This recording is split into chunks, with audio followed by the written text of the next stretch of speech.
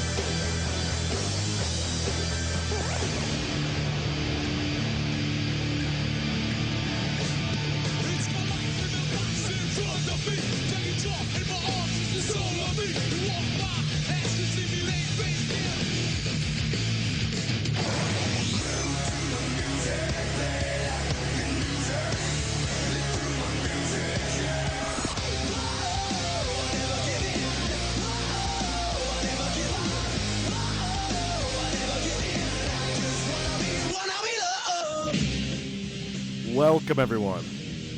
Welcome once again to the Still Real to Us Show, episode number 89, October 27th, 2011. I am one half of the Wrestling Podcast Tag Team Champions of the World. I am the champ, Jeff Peck, from the Wheelhouse Radio program. Joined as always with the editor-in-chief of CamelClutchBlog.com, former host of Pro Wrestling Radio, former ROH, ECW, and CZW announcer, the one and only Eric Gargiulo. Eric, how are we this week, my man?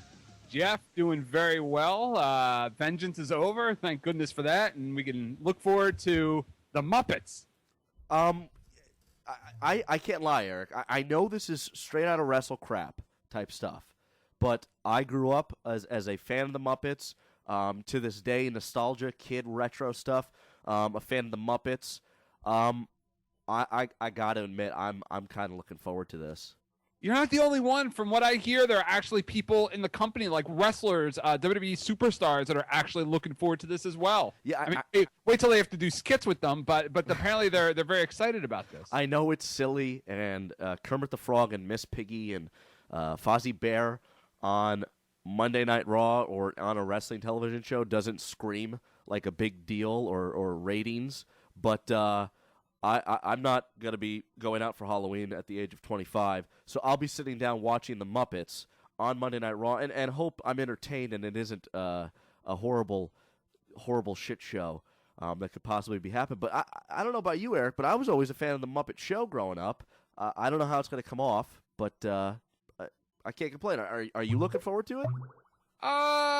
Am I looking forward to it? Well, you got the Chargers and the Chiefs that night, so I'm looking forward to the Chargers and the Chiefs. So. ESPN is just firing on all cylinders. Yeah. I'm actually pretty excited. I had a lot of fantasy implications of that game, but anyway, without getting sidetracked, I mean, like you, Jeff. I'm a little bit older than you, and the Muppets were like in their prime when I was a kid, so. I can't say I'm looking forward to it, but I certainly wouldn't turn it off either. Yeah, no, I definitely see where you're coming from, and I know I read the same thing. I heard Hornswoggle is making a push on Twitter for fans to try to get him on the show. I guess that's how. That, huh? Yeah, wow, he's kind of fallen pretty low. 1 minute he's with DX, and I don't even know when the last time Hornswoggle was on WWE television. So I'm guessing he'll be involved somehow. But nonetheless, the Muppets on Raw on Halloween night.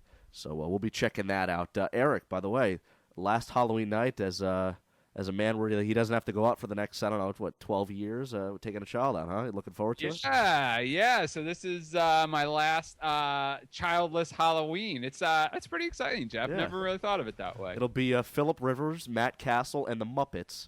Yes. As Eric will be celebrating, and I guess occasional people knocking on the door, correct? Yes, of course.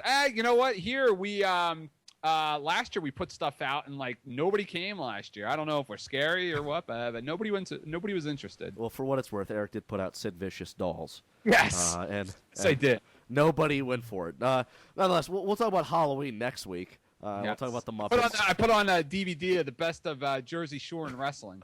Oh, yes. Ronnie, got to be on TNA soon. Yes. I can only imagine them following on the big rating this week with Ronnie. And by the way, I know we're getting a little sidetracked here. Halloween Muppets, the Jersey Shore. A lot of people, I heard a lot of feedback. They enjoyed us talking TNA wrestling last week, Eric. Yeah, I heard that too. That's really exciting. Yeah, it's good to hear. So TNA offices. Yeah, I'm sure we'll have to let the new booker there, Bruce Pritchard, know that the Still Real Tough show should be on Impact Wrestling. We get the ratings for TNA as well. Damn right it should. So a lot to talk about this week. Like we mentioned there, TNA scoring a big rating from Impact. We'll talk a little bit about that. Thoughts on James Storm. When we watched the Impact this past Thursday. Mick Foley, his return to the WWE has been confirmed. Yeah. It's a big deal. We'll talk a little bit about Raw. Maybe talk a little bit about Zack Ryder getting buried. Eric has a blog about the WWE and Twitter we're going to talk about.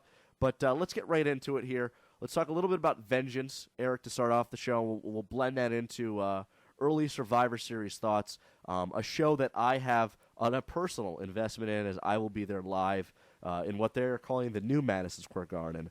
I didn't know it moved. Well, they did some new renovations inside.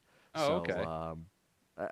As long as I'm not blocked in any way or have a sign in my face, I'll be looking forward to it. So Survivor Series coming to New York City. We'll talk a little bit about that. But let's get right into it. Vengeance. Before the show, Eric and I were talking. I asked him if he saw the whole show.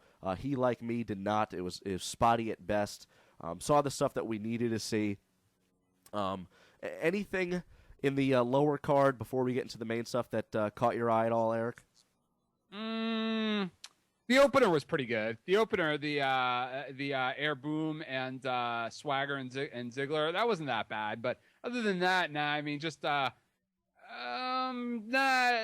really. I thought Zack Ryder and Ziggler was a little disappointing.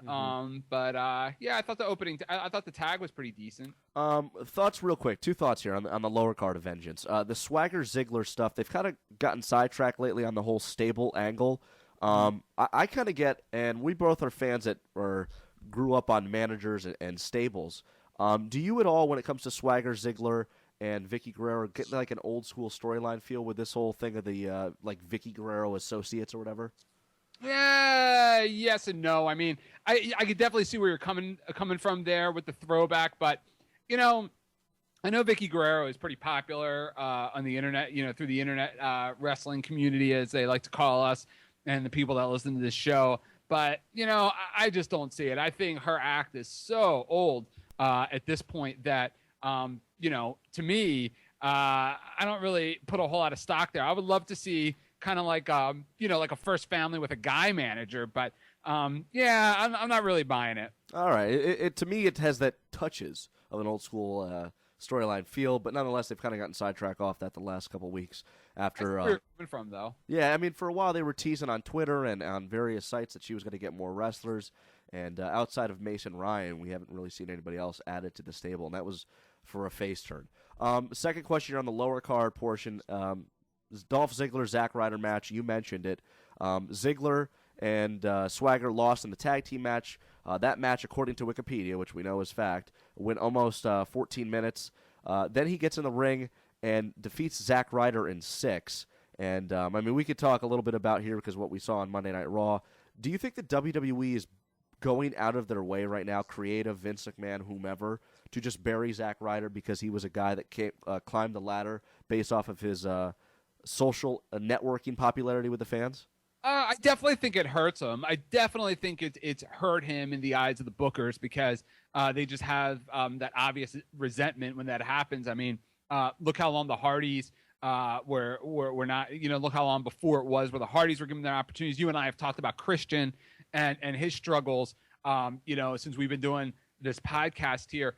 I don't know. I know you are a little more upset about the burial than I am. I mean, I've never really been a Zack Ryder fan. I know people dig his YouTube stuff and the Twitter stuff and everything, but it's almost, to me, it reminds me of it doesn't remind me of anything. To me, it's just a guy that's just out there doing stuff to get noticed, but none of it's really that good.